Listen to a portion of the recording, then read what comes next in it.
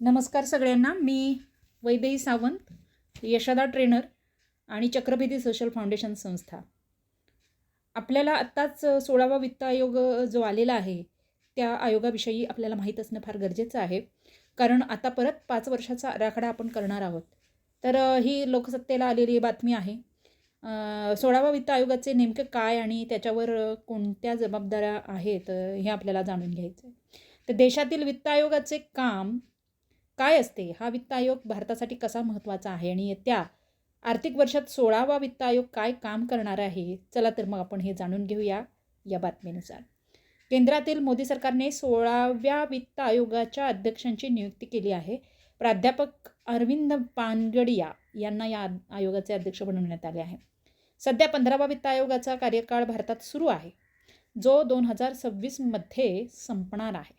म्हणजेच केंद्र सरकारने स्थापन केलेला 16वा वित्त आयोग 2026-27 ते 2030-31 या पुढील वर्षांसाठी असणार आहे.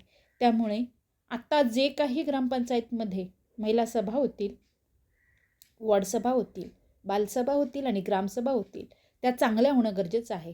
कारण यानंतरचा जो आराखडा आहे तो 5 वर्षाचा असणार आहे आणि 5 वर्षानंतर आपला गाव कसा सुंदर आपल्याला हवा याचा प्लॅन आपण आता तयार करणार आहोत. तर यामध्ये प्रत्येक घटकाने, गावातल्या प्रत्येक व्यक्तीने, प्रत्येक घटकाने यामध्ये समाविष्ट होणं गरजेचं आहे.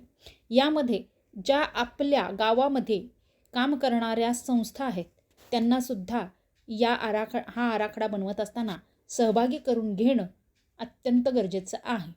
आणि 1 नोव्हेंबर 2022च्या JR प्रमाणे सुद्धा आपल्याला अभ्यास करून त्याप्रमाणे या संदर्भातला जो वित्त आयोगाचा मूळ बेसिक 4 नोव्हेंबर 2015चा JR आहे त्याचासुद्धा अभ्यास करत करत आपल्याला 15वा वित्त आयोग आणि मग 16वा वित्त आयोग, 14वा वित्त आयोग, 15वा वित्त आयोग आणि 16वा वित्त आयोगाची मी ट्रेनर असल्यामुळे आपल्यापर्यंत ही माहिती पोचवावी असं माझ्या मनात आलं.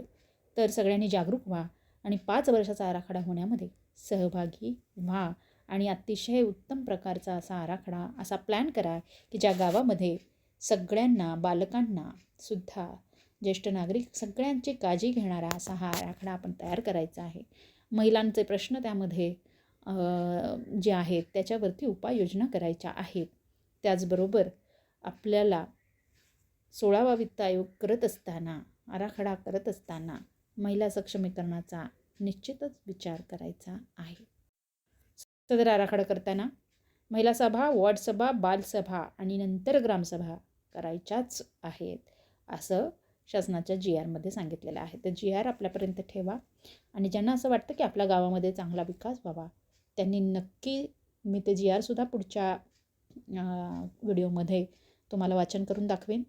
पण चॅनलला जर सबस्क्राईब केलं नसेल तर प्लीज सबस्क्राईब करा आणि अशीच माहिती इथून पुढे ऐकण्यासाठी चॅनलला सबस्क्राईब करा, लाईक करा आणि कमेंट पण करा. थँक्यू.